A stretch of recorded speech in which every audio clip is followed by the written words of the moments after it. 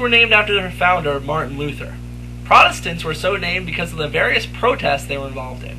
Quakers were named because of a quote from their founder in which he said, "You will all quake with fear at the coming of thy Lord."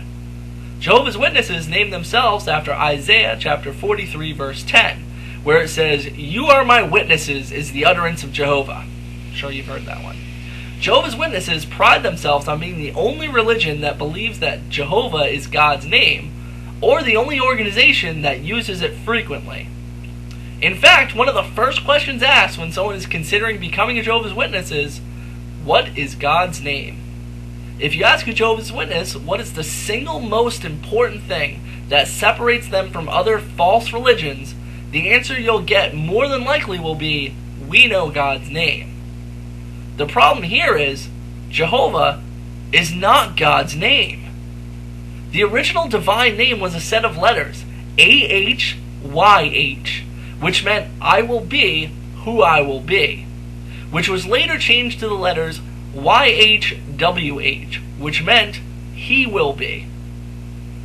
Usually you'll hear that referred to as Yahweh, however the actual pronunciation has been lost. Original Hebrew did not have vowels, so later on as the Hebrew alphabet and the language progressed, vowels were added.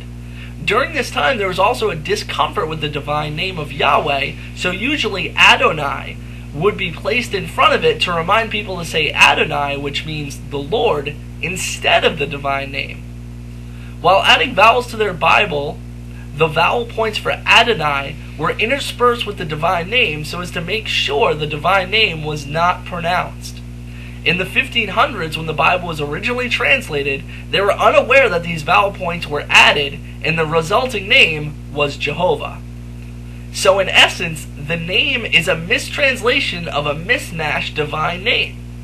While this may have been originally mistranslated, even in Jehovah's Witnesses' early writings, wouldn't new light come into play to correct this mistranslation?